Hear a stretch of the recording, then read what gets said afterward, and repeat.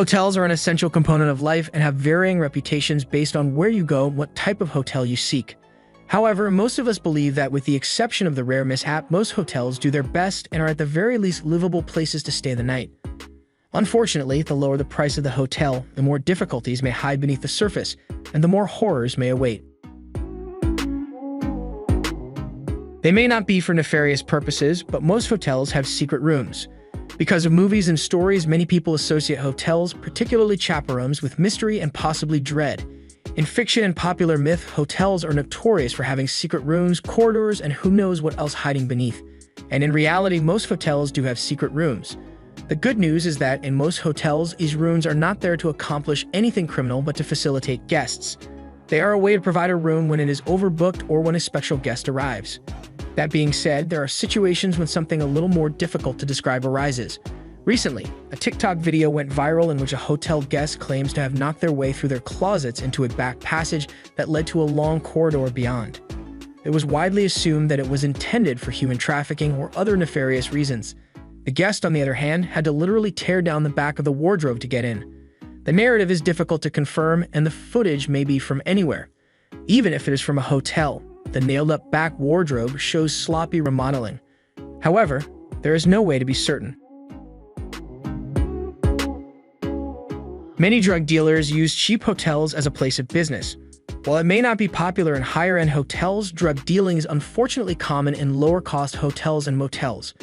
Dealers perceive value hotels as a place where they won't have to pay rent for the first and last month and can come and go as they choose with no real commitment. It's also not unusual for a significant quantity of traffic to pass through a hotel on a daily basis. However, if you live in a house or even a flat, the number of individuals who come to see you on a regular basis can soon draw the attention of the authorities. Furthermore, drug dealers frequently regard a low-cost hotel as an easy target. A more costly hotel or apartment complex, for example, will have more money to recruit personnel, monitor what is going on, and deal with problem persons.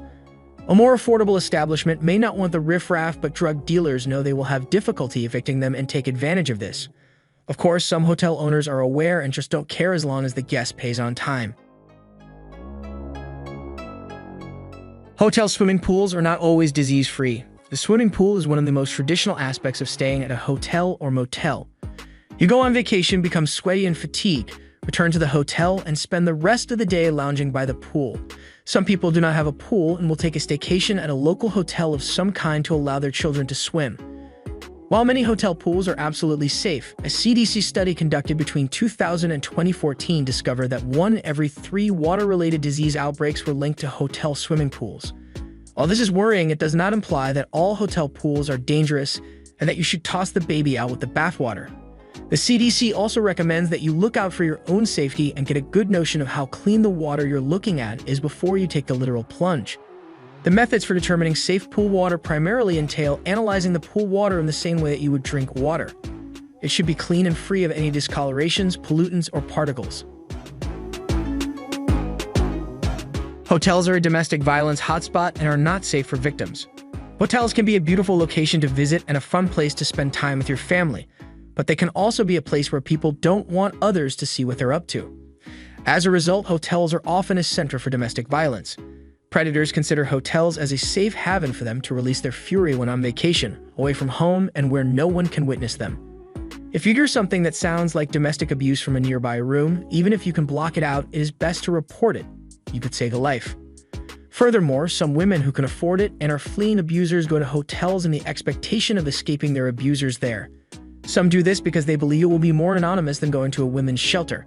While they may have more control and personal privacy in a hotel room, they will not be as protected.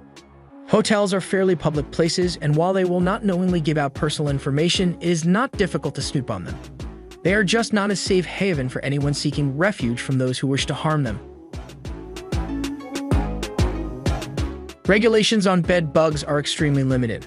Bed bugs are every traveler's worst dread. They are animals that have evolved solely to sucking our blood without our noticing. They will also sneak inside your luggage, accompany you home, and terrorize you for the rest of your life. Because bed bugs are such a public health issue, you'd think that most hotels have bed bug legislation that they must follow, providing you with at least some protection. However, bed bug laws are quite limited. Many countries have little to no control on them, and the United States only has 21 states with regulations governing bed bugs. When it comes to bed bugs, there are no federal rules in one of the world's largest countries, the United States. The Department of Housing and Urban Development has issued certain rules, but they are toothless. This means that in the majority of cases, how well a hotel deals with bed bugs is determined by how concerned they are about their reputation, rather than any actual legislation requiring them to do so.